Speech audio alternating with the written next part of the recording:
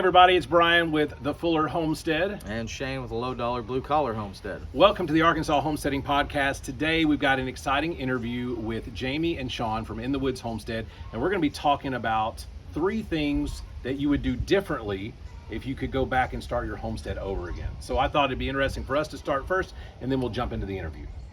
So from my perspective, my 3 things. First off, I wouldn't go all in right out of the gate. I jumped in and I got animals without being properly set up or ready to go. I'd be a little better established financially, which not that you need to be, you have to be, but you should probably have something. Yeah, so go back to the first one that you said. For those that don't know what you have on your homestead, when you say all in, what did you do going all in? So I started out like a lot of people, most people. I had chickens, and chickens turned into chickens and ducks. And chickens and ducks turned into goats, which was a fiasco. I wasn't properly pinned, didn't have everything set up, and that lasted all of about 18 hours. And what happened to them? Well, they're free range now. Oh, okay. Somewhere. Yeah.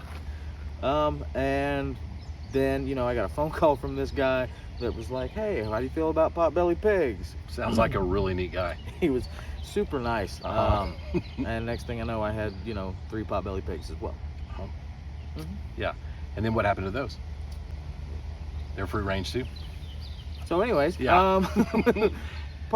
So you wouldn't jump all in, meaning that you would still get animals, but have infrastructure set up ahead of time, that kind of thing. Yeah. Okay, I got it. I'd have better thought out placement of where my pins and everything was going to be, and have them a little bit more sturdy, and instead of just throwing something together because on the day it was like, oh hey, by the way, we're getting goats today. Yeah. So I'm going to string up some wire and hope that does the job. Right.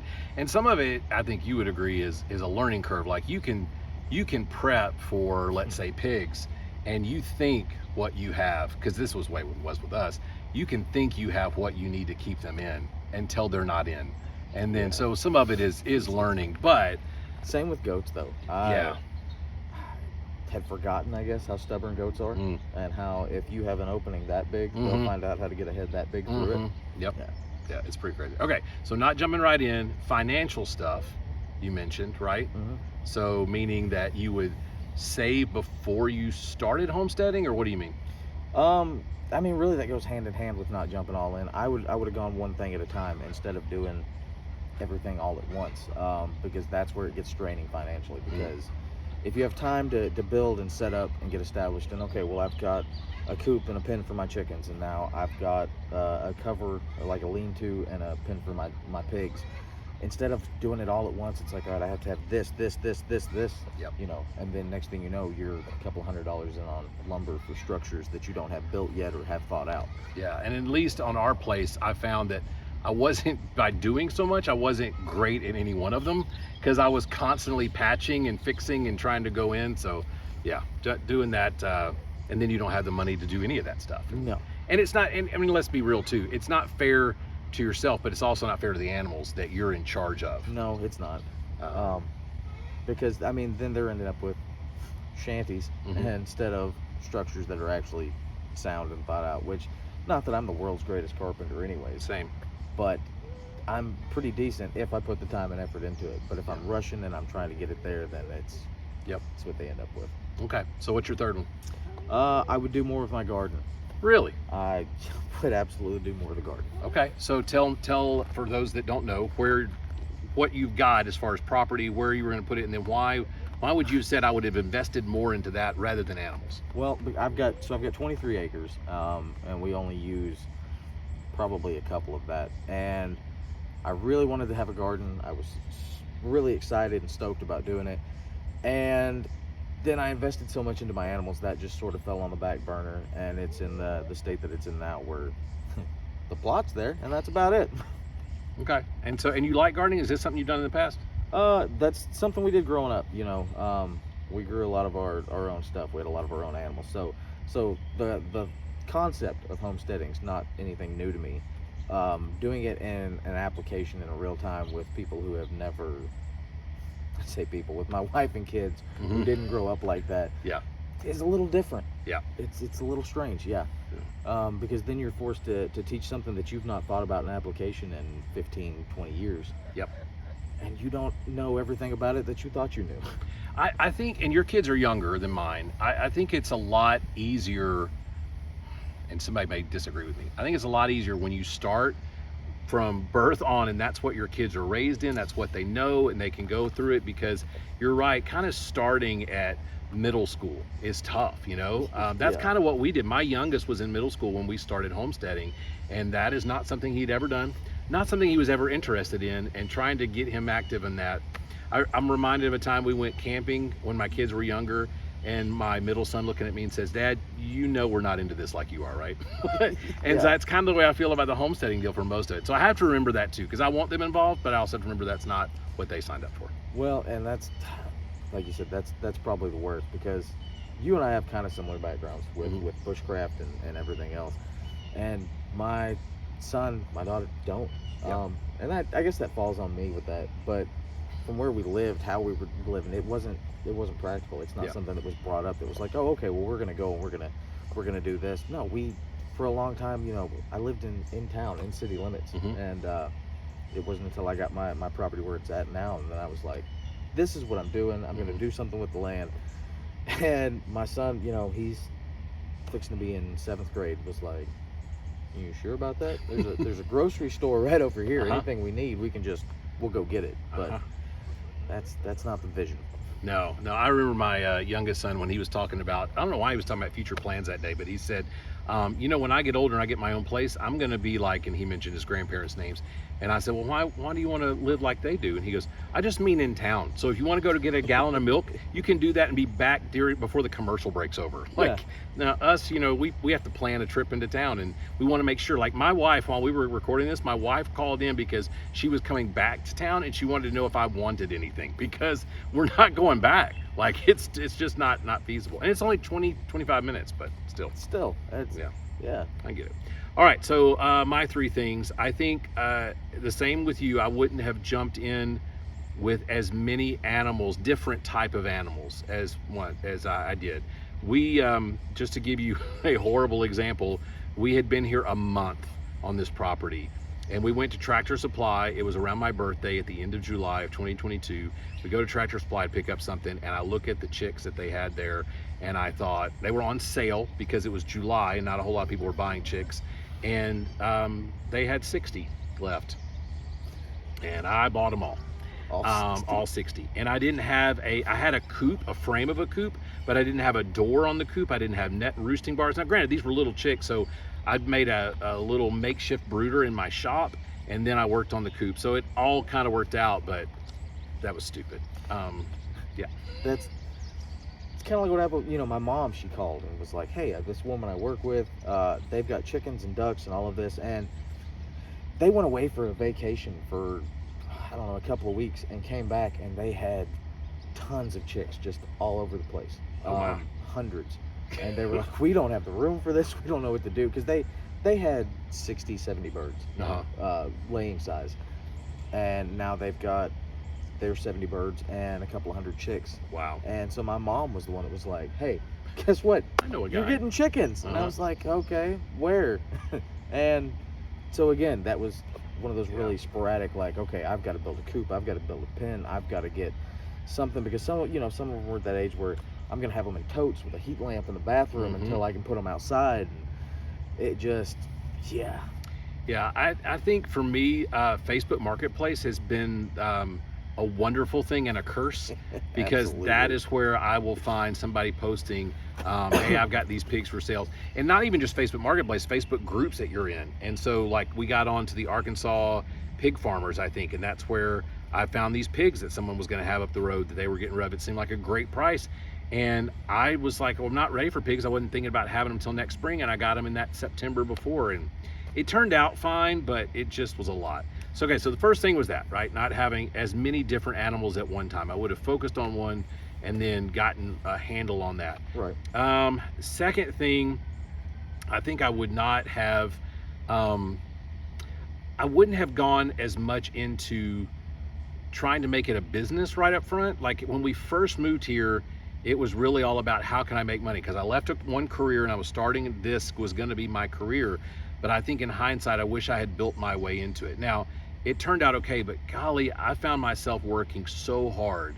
I was not enjoying it at all. And not that you have to enjoy everything that you do, I'm not saying that, but I was from sun up till sundown working, trying to make it where we could do this, going to the farmers markets and dragging my family along with me while my wife's working her own job and my kids are trying to introduce themselves to a new school. And I'm like, no, this is how we're going to make money, you know. But anyway, didn't do it. And then I think the third thing, and I hope I'm going to say this out loud and be held a little bit accountable because of it, but I would have continued the YouTube thing. I dropped it after a couple of years because it just became, everything takes twice as long when you do YouTube if you're doing a project, because you got to set up your camera and you got to do the stuff. And I think I stopped it, and it's kind of like people that stop going to school and they're like, I'll go back eventually, and then they never do. I think that's what happened with me, is that I stopped it, and I had good reason. I was like, it's summer, my kids are home, I'm going to take a break from YouTube and not spend so much time doing that. And then I never went back to do it. So I'm hoping to pick that back up. Well, and see, that's a lot of my social media backgrounds, you know, motorcycle content, and that's easy to do. You turn on a camera, you get on and you ride. Anytime I'm like, all right, well, I'm gonna start working on this chicken coop over here. I'm gonna build this structure, this shop here. Yeah. The videos that I post is like, okay, so I did this while you guys weren't around, because I can't work and record at the same time. Yeah. I absolutely cannot. Yeah. So I get that. I do want to go back though. You said on your second thing, you were talking about that you wouldn't jump all in on it being a business right up front.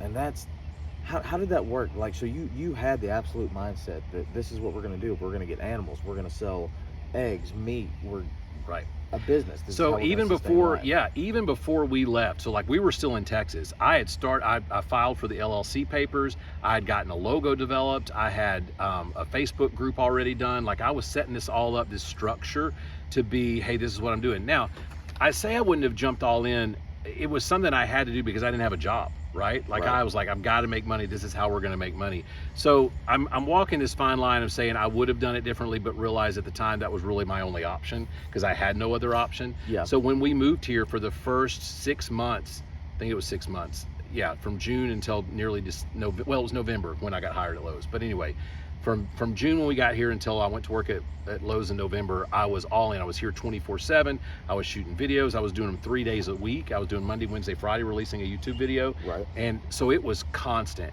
But then I realized when we looked at the bills, I was like, I can't do this. And some of it's because homesteading business is seasonal.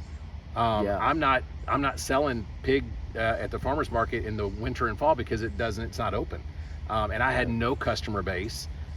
So maybe what I'm saying is I would have, to your point, I would have had a little more set in the bank saying I'm going to ride this until farmer's market season and work at another job. Maybe that's what I'm saying. See, and I don't know that I've ever thought about like my homestead being the business. Yeah.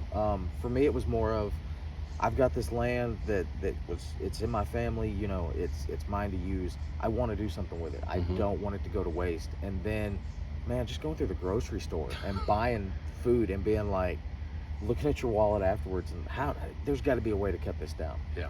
And then you go into homesteading and realize it's not. I mean, it's because and those that raise it, you know, it's more expensive to raise your own food. It really is.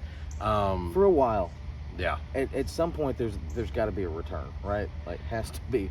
You break even at least. Yeah. I think you can make your stuff pay for itself for sure. And then I think you find more creative ways to feed your animals. You're not so dependent upon the grain mill or wherever you Tractor Supply, wherever you buy your feed from. And that's kind of what I'm more interested in. I watch a lot of people now that are trying to feed their animals for free. And you got to work on that system, right? But yeah, so anyway, to the point is I know a lot of people I talk to will say, hey, I'm into homesteading because I want to know where my food comes from. Maybe at some point they say there's got to be a cheaper way, but I have yet to work on this farm and find a way to raise chicken cheaper than I can buy it. The best I've done is break even, and that's like with eggs. You know, if I'm selling eggs for $4 a dozen and I'm getting 6-7 dozen a week, you know, I'm able to buy enough like layer pellet food to actually it comes out of the money that's for chickens. I'm not Yep. digging into what I made it work. And that's about as close as I've seen her come. Yeah, and I think that's a great point because, especially with the way that the egg market was so volatile there for a while, and it was $7-8, depending on where you lived, even $10 a dozen. But for us, that is probably the most consistently valuable asset on our homestead is the eggs, because you're right, you can pay for your egg feed, and not just pay for the egg feed, but you're providing your own family with eggs, all that you want. Right. So it's good. Yeah, I get that. That makes sense. So anyway, the third one, like I said, was the YouTube thing. So I think that kind of covers our three. Before we get into the interview, and we may say this at the end too, if you got something that you would like to add, we'd love to hear what your three things are, the three lessons that you learned about your homestead and what you would do differently. Absolutely. You can drop it in the comments. You can write into us, the email attached. The interview that you're about to see with In The Woods Homestead was kind of unique. We weren't able to get all four of us in the same location. I was in Jasper, Arkansas at an event inside my truck. I tried to do it outside, but it was just too noisy. I was at my homestead. I was at the house, and same with kids and animals running around. I was in the house, and the service is not great out there. We're in the middle of nowhere. Yeah, so you'll see that in the video too. I think Shane's especially was a little bit choppy.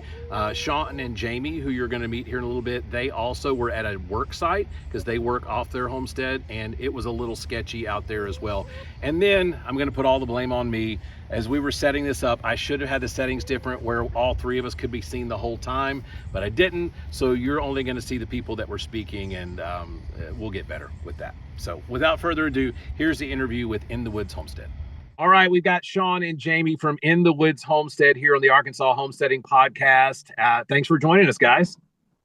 Oh, yeah, thank you, guys. Thanks for having us. First off, guys, why don't you tell us about you guys? Tell us who you are, about your homestead, your family, things like that.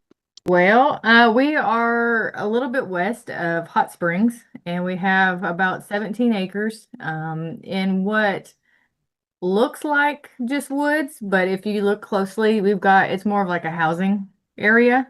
So yeah, it's like a failed subdivision. Yeah. Yeah. Still pretty though, and still very kind of pretty secluded. But eventually, probably 10, 15 years, there's probably going to be a lot more neighbors than we have now. So not that we want all of the property, but we want a good chunk of it so that we don't see our neighbors. Exactly. We've got or hear them or smell them. Yeah, any of it. We still hear them and smell them, but that's part of it. It's Arkansas. We all holler. So, we have started on this about 5 years ago. We started in 2020. Before COVID. We were on Instagram, on YouTube, watching all those new homesteads showing up in Arkansas, and we got what's the word for it? You gotta get the bug, the homesteading bug. Yes, the homesteading bug. So we needed to move out anyway, and it's something I wanted to do. But when you see somebody like that on social media, you want to be that. You want to be self-sustainable. You want to do it all. And you got to have money. I've learned. Oh, yeah. When you don't have money, you got to know how to do it. And you got to know your animals if you get animals. You got to know your plants if you get plants. Otherwise, it's a big learning curve. I'm pretty smart when it comes to animals and plants, but I've learned so much just in this 5 years that I would have never known if I didn't do as much as I already did this year or the last 5 years. We bought it completely bare. Just straight woods, yeah. It was clear cut in 08 and then it walked away from. Yeah. No management of any kind. So it was just vines and pines when we got That's there. a good way to put it, vines and pines, because that's really what it was. I like that, vines and pines. Yeah. But literally all it was, we spent over a year just getting vines down. And they probably saw that in our videos, our million videos about burning. And then burning and burning and burning and burning and burning some more. Fire after fire after fire. That's why our YouTube got boring. We never had any followers, is because all we did was burn piles. Yeah. That's about all we did for 5 years. So yeah. but we ended up having to put, we had to put water out there. We had to put electric out there.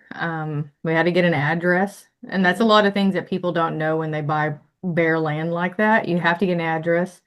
And what to do to even get that. That's important. It's like a scavenger hunt getting an address. They sent me all over the county. I had to go to the fire department, had to go to the 911 office, I had Yeah. to go to the EPA, and a couple other, there's like 5 stops I had to make, and then they gave me an address. It was weird.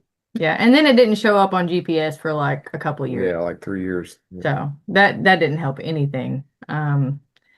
And then pretty much right after that, I think before we got water and electric, we got really gung-ho and got animals. hmm So We got pigs and chickens and goats and dogs and cats and lizards and emus and got a bunch of just almost anything under the sun. We basically had a small zoo because we were very excited.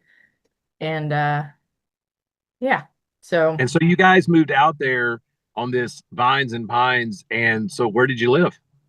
We lived in a camper. We still live Okay. in the same camper. It's a 30-year-old fifth wheel, and we lived in it for about 3 months with no utilities at all. And then we did 8 months with no water. We were toting water in to the Mhm. property I was toting 80 gallons of water a day home at the worst of it during the height of the summer, keeping the animals watered and everything. Yeah. But luckily we live in Hot Springs and you get all the water you want for free if you just go get it. And it's good water too. Yeah, it's very So, good water. Our animals had the best water probably ever. so that just took a lot of time in and of itself, just toting water Yeah. constantly, Got lots of constantly, muscles. constantly. And there was a lot of stuff we had to do just to get water. It was way, way, way too expensive to do a well. It's going to be like 15 grand or something outrageous like that. Now, granted, that was in the height of COVID when we were quoted that. I'm sure it's changed, but Yeah. it was $500 to have city water brought to us, and to even have that as an option as far out as we are, we're like, screw it, we'll Do that do for that. now. And so that's what we did, but it just took a while. I mean, we didn't have the infrastructure set up yet. Our driveway was horrible. They wouldn't even, Still horrible. yeah, but I mean, it was bad enough then they wouldn't even drive down our driveway. So we had to fix all that kind of stuff and shovel load after load after load after load of gravel. That was a blast. Uh, but then we got water and we don't have to tote it in now. Yeah. And then last year when I moved the I moved the electric and the water down to where our house is being built. We've done our subfloor and our foundation. It's finished. I got happy and put like 5 of those frostproof hydrants throughout the property. So now we have water all over the place.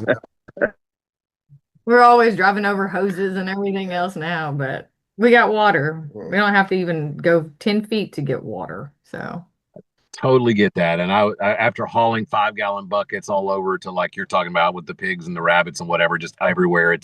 I did PEX pipe and just laid it. Like some of it's buried, some of it's not buried. It's just, but I wanted a spigot everywhere I was going. So I totally get that. Yep. Yep. So you guys, we talked about kind of why you got into it. You got this homesteading bug with all of this work that you guys are doing, clearing the land and getting all of these animals pre-infrastructure, all this stuff. Was there ever a point where you're like, maybe we're in over our heads? No, no, we've it's still fun. not hit that point. Yeah, we've had nothing but a good time since we started. We're just tired all the time. That's the worst of it. Yeah. Very tired. We've met some of the, we've met some of the best friends we've ever had doing this. Yeah. And just through the Arkansas Homestead community, just the people that are doing the same types of things we are. Some of us are better at it than others. Some of us have more money than Some of us others. have more money than others. Some of us have more access and more knowledge Time. and time than others do. But I mean, we have a great community and we've made some wonderful friends and friends that are not afraid to come help and get their hands dirty and learn and teach and Yeah.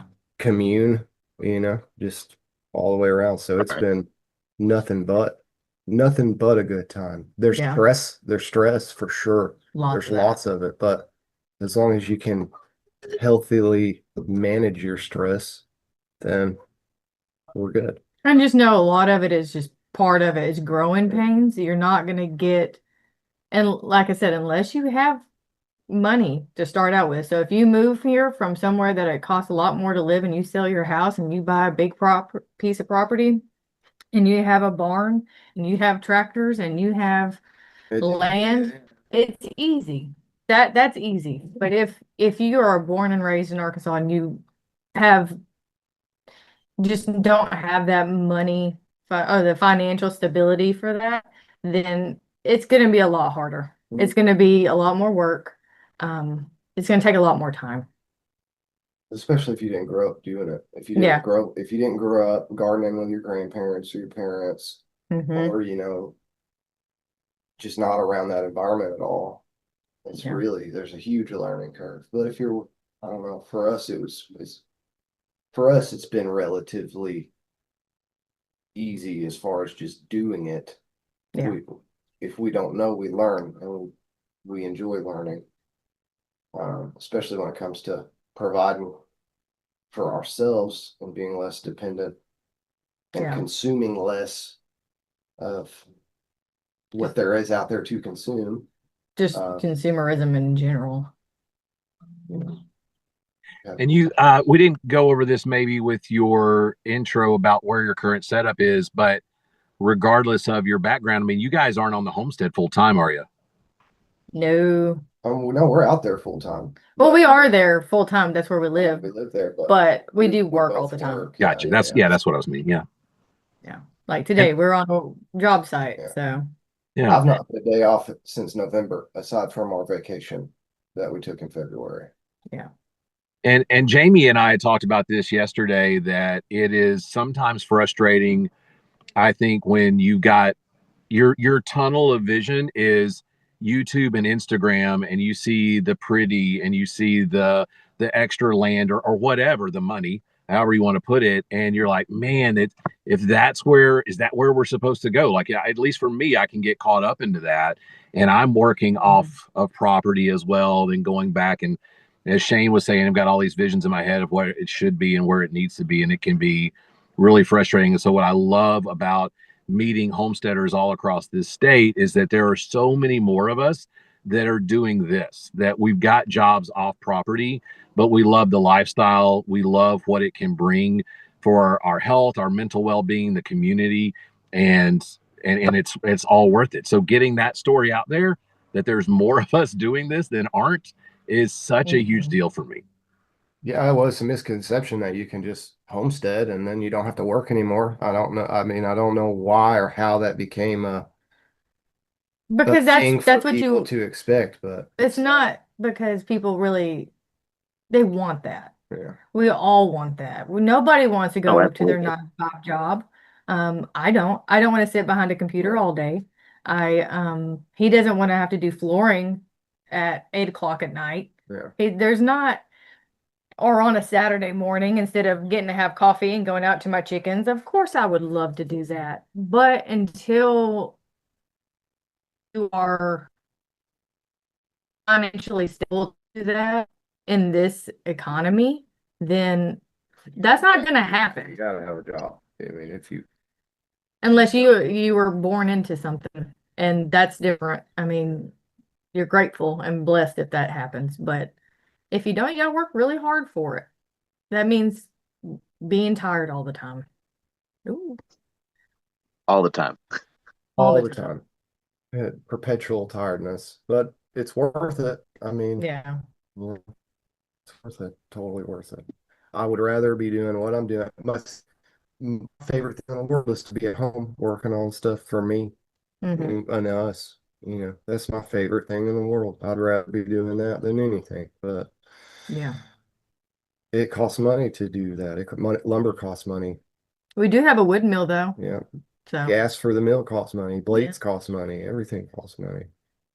And it's not like I can grow some squashes and take them, trade them for saw blades. it might.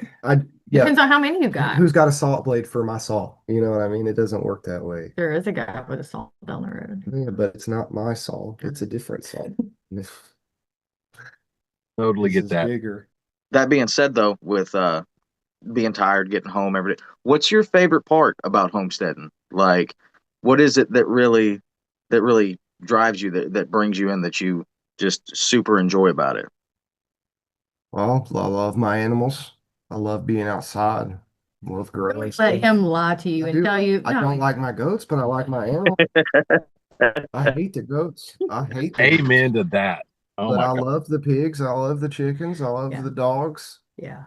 the cats. I love everything else. I just don't like the goats. Don't. Agreed. They're at the furthest point of our property. And I So still hate them.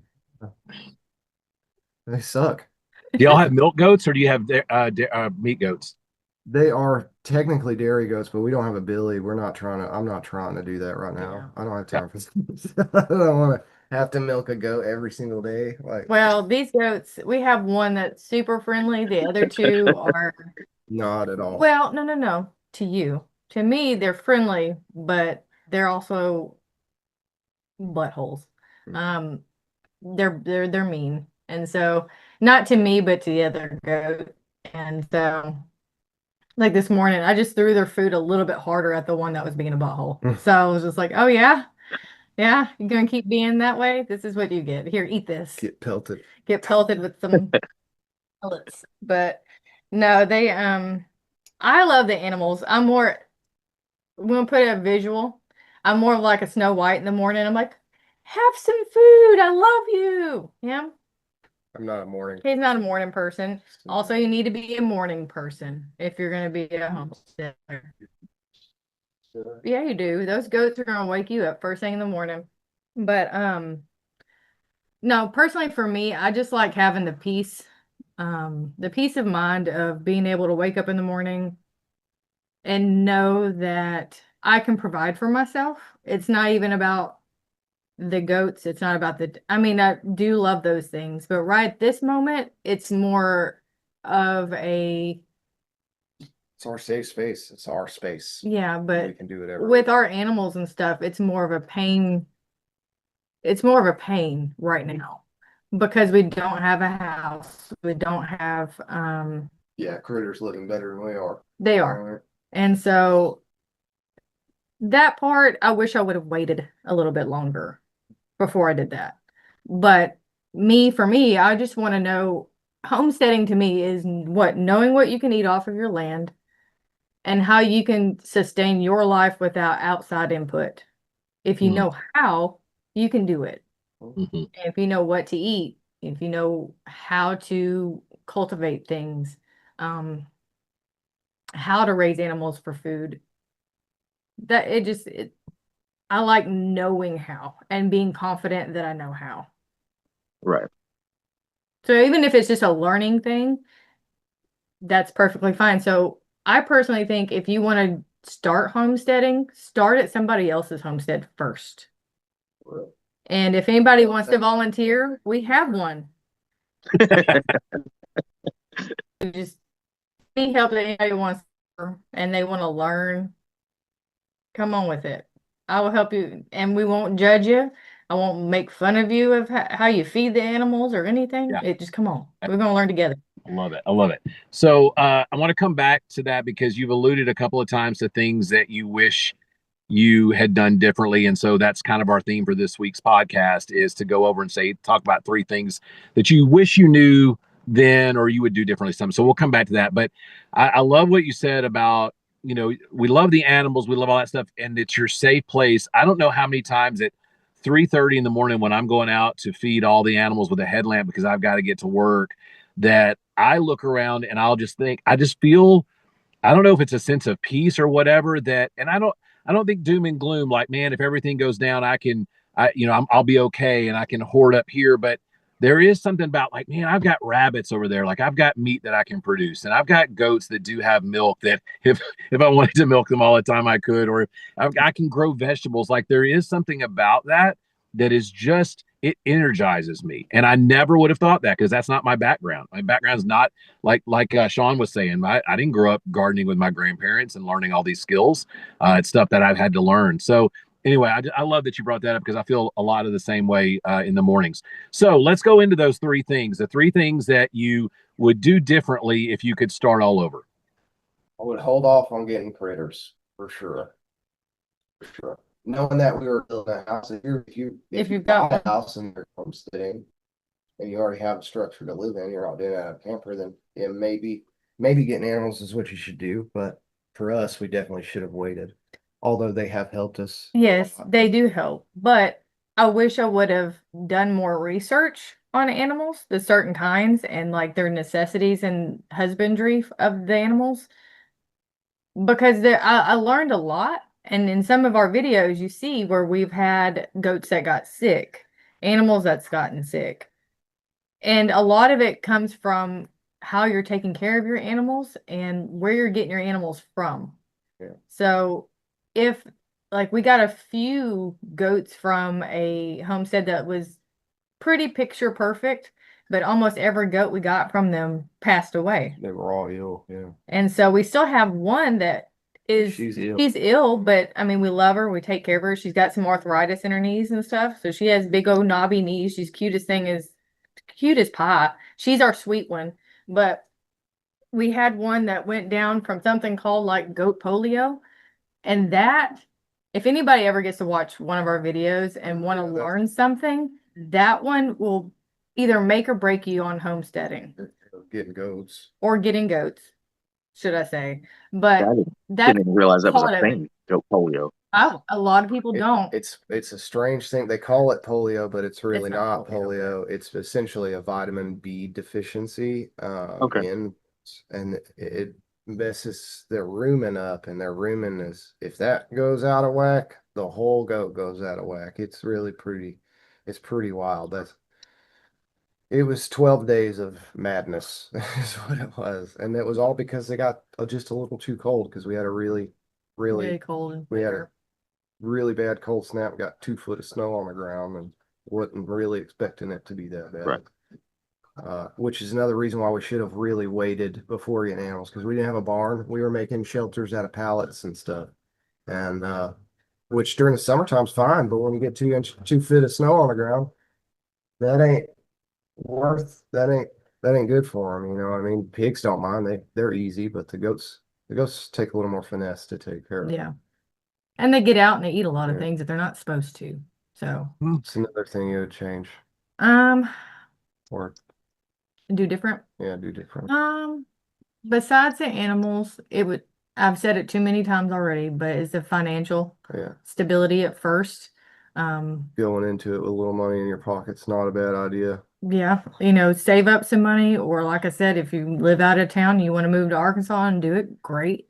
But I mean, Yeah, we didn't have the luxury of like No. coming from California and selling a house for twice what we paid for it, and then coming here and buying cheap land in Yeah. a cheap house, and then having both load of cash to start with. And most of us here don't have that luxury. yeah. Right. So it's good to be Prepare a for little it. more financially prepared. Whatever you think it's going to cost, go on and double that. Yeah. Because it's probably going to cost quite a bit more than you're anticipating. Before you make any money off Yeah, of it. before you make any money. Now we make some money with the pigs. The Yeah. pigs, we sell them for meat, and we sell them. I mean, if you just want to buy a pig, you can buy a pig from us, but we do pretty good selling them for meat, and they taste good. And that's a pretty good producer at our homestead, or the pigs. And they're fun. Yeah, and they're fun. And just a side note, something about pigs. If you got a clear property, and if you're in a situation like we're in, where you got a load of vines, throw some pigs in there. They'll eat the roots of the vines. They'll eat the roots of everything, and none of that crap comes back. It's gone. Mhm. Once you move them off of that plot, it is toast. It's perfect garden spot after that. It's pretty good. And It's a different- everywhere we move them around a lot. Well, just to help clear, we'll go cut the undergrowth and cut a lot of the trees down, and we'll put them in an area, leave them there till they take it down to dirt, and then we'll move them again, but I mean, vines don't come back. We get grass and clover and whatever's in the Mullein. hay that we give them and whatever vegetables we feed them, we get all kinds of volunteers every year in it, wherever the pigs were last year. That's why I don't have to do a garden. Yeah. Just Yeah. get get the squash and everything else. I'm like, well, it's already there. Yeah. I'm happy. Third thing, a tractor. Yeah. A tractor is Yeah. important. All the money we spent on animals and taking care of animals, we could have bought a tractor a long time ago. If you have more land and if Yeah. you're going to be doing like building a house, if you're going to be moving stuff, building barns and things like that, if you've already got a house and you've only got your back porch, do it that way. Mhm. You can put plants out there. We did that in a gated community and Right. honestly grew more plants than we have at our homestead now. And I turned 30 and I got a green thumb for my birthday. And so I don't know what happened. I couldn't keep a plant alive before that, and I was so excited. And I think it wore out after about 2 years. But how many plants I've bought over the last Yeah. couple of years and just kind of forgot that I Gardening even is bought not them. just throwing seeds in the ground and Yeah. walking away from it. It is not that at all. It's a whole boatload of work. It's a whole boatload of work. If you want to actually, unless you have volunteers like we do, and then that's my favorite kind. I love chaos gardening and volunteers. Those are my favorite. I want to see what will just grow naturally, so I ain't got to work at it too much. Lazy gardening. Yeah. I really think one of the things that homesteading has taught me is this idea of you just got to prioritize some things and other things have to fall by the wayside. I mean, even in your list of 3 things, right? It's like, hey, wait on animals. There's other priorities that you need to have. And with financial, it's like, hey, make sure you got a backup plan. You got to prioritize those things. And to hear you talk about your gardening and growing more in the suburbs than you actually do in your homesteads because you prioritize other things and you just have to. So I think that's such a huge lesson that homesteading is a great teacher of.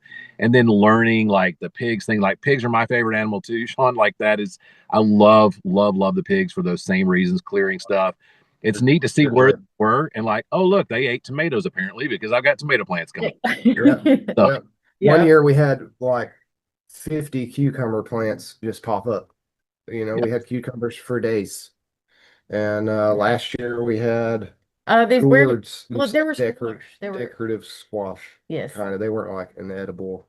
They were the ones you can find at Walmart. Yeah, them little decorative They had so fall many. harvest decorative squash things. We had just dozens and dozens and dozens So of many. plants of them and Yeah. hundreds and hundreds and hundreds of fruits off of those plants. And they're coming back this year. So Mhm. I didn't even have to try with that. That was here, you can have my decoration, you can eat it, you're fine. And then we'll have them probably forever at this point. So as we kind of start to wrap up, let's talk about some future goals that you guys have specifically for your homestead. And then I'll let you have the last question after they answer this one. This year's just really focusing on the house. We've done more focusing on things we can control in the past, like taking care of animals or gardening or stuff While we like were that. clearing land. Because we were clearing land and we weren't really set up to start building yet. So it was like, do what you can do. Like we talked about prioritizing what you What's need to do important. at the time, which is an ever evolving, ever changing thing. But this year, we've been working just extra hard, nights, weekends, overtime like crazy, just trying to stack back some cash because we want to get our walls and our roof on the house up this year. And I'm not going to mill the lumber for the roof. I don't want to do that. I just want to buy it. I want it to be nice and bought and done. And I want to do a plywood decking. I don't want to mill out 1,000,000 1-inch planks and deck it that way. So we're just going to bite the bullet and spend the money and do it. It's so it can get done. I want it done this year. Sure, I could do all that other stuff, but it might take me 2 years to get all that lumber milled and dried and ready to go up on a roof, So this So year mainly that's the mainly house. that's mainly it. It's just working on the house. it's not really a closing question, but I've been wanting to ask this whole time about the emus because that's something really unique. Like most people don't do emus for I don't even know if you sell the eggs, if you sell meat We, with them. I don't. you could. We don't do anything with them other than enjoy them. Well, no. Okay, okay. So I'll tell you a story. Do you guys know where you would even get emus? No idea. Nope. No? A zoo. All right. Texas, oddly enough. So We drove to Canton, Texas. we drove to Canton, Texas in a Santa Fe, mind me. No trailer, no stock trailer at all. A Santa Fe. Put the seats down. Towed home 4 emus. 4 emus. 4 hour drive with 4 just loose emus. Loose emus. How old are they at this point? Like 4 or 5 months old, so they were good size. They're about my height. They weren't. Yeah, So- we're probably Oh wow. Yeah. 4.5 foot tall, probably. So sometimes we get a wild hair, and this is what I'm talking about with wait to get the animals, because Yeah, they actually don't even live with us still. they still don't live with us. Because and doing your research on animals, and I'm glad that you brought up the emus, because that's the thing, like you don't understand, like what are we getting out of them? How can they be like an attribute to a homestead? If you are a crafty person, their feathers are great to use for different things. They're very unique looking. That's what I've used them like To make for, earrings and make earrings and things like that for people. But because it gives you something to do in the wintertime. You can make things when you aren't growing anything. They are neat, but there are so many things about them that a lot of people don't know. They're not very smart. They are not. We've went from 6 emus to 2 because They killed themselves. they ran into the wall. Yeah. And So if you Yeah. Yeah. decide you want to get emus and you build a pen for them, put your posts on the outside of the pen. Don't put the posts inside. and make sure they're rounded. Don't And let them make have sure they're rounded. no corners. Because they will take off running and they can run like 20 miles an hour. Them suckers are fast. And then we'll run smooth into a post. Mhm. And that's how we lost 4. That's That's- what they did. They just run around crazy and then run into a post and fall over dead. And I mean, don't get me wrong, they're a lot of fun, but they can also be very scary and dangerous. Oh yeah. But we're pretty like, we'll get a wild hair sometimes. We're like, what should we go do? Let's go get some emus. That sounds great. We're bored. We've been working on the yard and burning brush pile for 3 years. Let's go do something. Let's go get some dinosaurs. Yeah. essentially. So also, if they're pretty, the goat that I was telling you about that had the polio, the one that's kind of a butthole, she let out our emu that we had at the house, and it got lost for 2 weeks. And a lady actually one of my coworkers had saw it online that someone had found one, and it was like 13 miles away, and it had wounds and things like that on it. And all the goat did was open the latch, and that thing was gone. Completely gone. We ended up getting him back. He did pass away, but we learned a lot, and we still, like I said, we still have 2, but Yeah, they're that's why they don't live at our farm. Or we have a buddy that has he's got like a nursery, a plant nursery farm. Yeah. And he's got a really nice barn and a lot of room, and he raises all different kinds of birds. So they live with him right now because it's the best place for them, especially after the incident with them getting out. Yeah. We try to be really good about keeping our animals where they should be because it's very stressful When they're out. and also can cause problems for you when they're out in somebody else's yard. You know what I mean? Like Yeah. me as an animal owner, it's my responsibility to keep my critters safe and keep them where they should be. And if they get out, and we lost a pig because a pig got out and went across to the neighbors, they had 5 dogs, and the dogs attacked the pig. That was on their property, But though. my pig was on their property, and dogs are going to do what dogs are going to do. I mean, that all the dogs saw was this big, weird, strange creature on their property Or smelled good. that smelled good, and there was five of them. That's what they're gonna do. And the the neighbor across the street was real apologetic about it. And it's like, I'm so sorry. It's like you don't have to be sorry. This was my fault. Yeah. I didn't do what I should have done, and I'm gonna fix that now. And we've not lost another one like that again. And yeah, that's about it. But The emus are a lot of fun. they are They fun. This is just me, and I won't talk for too long because I already told you I talk. And so, um, one day I want like a museum that has a bunch of weird stuff in a petting zoo, basically. And that's having emu is perfect for that. So, I think they're neat. I was kind of creeped out by big birds or just birds in general for a long time until I started doing this. And the fact that I could grab an emu that was taller than me and pick it up, I don't know what that was, but that made me feel a lot more powerful than I probably really am. But it it changed something in me and made me a lot more When we confident. when we first met, she was scared of chickens, I was terrified. and now she loves chicken. No, I don't love them. I like feeding them. Yeah. They won't come But to me and pet me, but Were you or not like pet me, but me treating? pet them. Oh yeah, she was fine, but she's gone. She's old. So is an emu is that a gateway bird to an ostrich next? I'm like, I don't know what the Oh, next don't step up. tease. Yeah, I want ostrich for sure. So in Hot Springs, there used to be like way back in the day, there was this eclectic dude, and he had an ostrich farm. He was kind of a wealthy guy. He lived like on the far side of downtown Hot Springs, and dude had an ostrich cart and carted himself around town. This is like 1920s Hot Springs. Yeah, You can look him up. He's on postcards and stuff. yeah. Dude would run around Hot Springs with an ostrich pulling him around on a cart, and that's my goal. It will happen. Someone needs to take that mantle up. It's been gone too long. It needs to be Yeah, done. 100%. I'm bringing that back. I love But with the emus though, you can sell their eggs for quite a bit of Yeah. money. Especially if they're fertile. People That will pay really good money for a fertile emu Yeah. egg. They pay and really good money for an emu chick, which yeah. Also they're used for the oils. So it's like a pain reliever.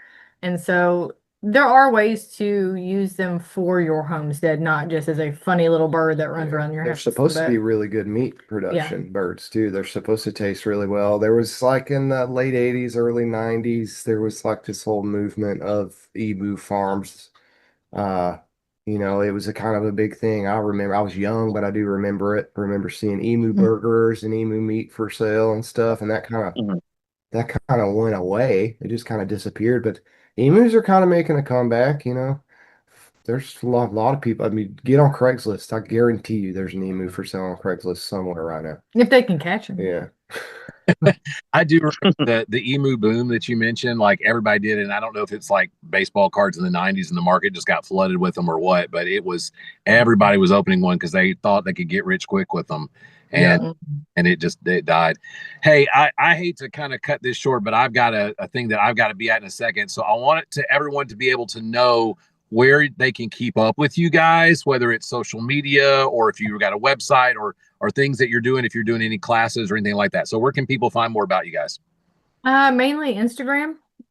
Don't YouTube is a no-no. I haven't been there for 2 years, so I don't even know my login anymore. Okay, so don't go there. I have to figure all that out. That will be coming back, but I would probably say Instagram is our place to talk to me and talk to Sean, and maybe if you have any questions or anything, or say, hey, we didn't like you, or whatever it was, that is perfectly fine.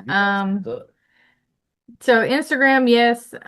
Eventually we'll start posting some stuff back on YouTube and start with the house stuff and like really dig into that. And we may even be doing workshops on how to build with different types of materials and a different way of building, because it's not going to be your normal what looks like a suburban home. It's not going to look like that. It's in the woods and it's going to be made out of wood. So We'll have cordwood masonry Yeah. like infill for our walls where the Oh, nice. main framework will be big timbers, and then mhm. we'll fill that in with cordwood masonry, which when we do that, we will probably Yeah. offer workshops. Yeah. For anyone that wants to learn how to do that, because it is a process. That's how we built our barn, and we learned a lot. Yeah. Dude, And there's a lot to learn with it. There's still a lot for us to learn. he's trying to kick us off. Yeah, I know. He's got something to do. Okay. You're good. We'll keep talking. And please do, like, y'all really need to do it. You go, we've enjoyed talking to you guys. You've got a lot to say.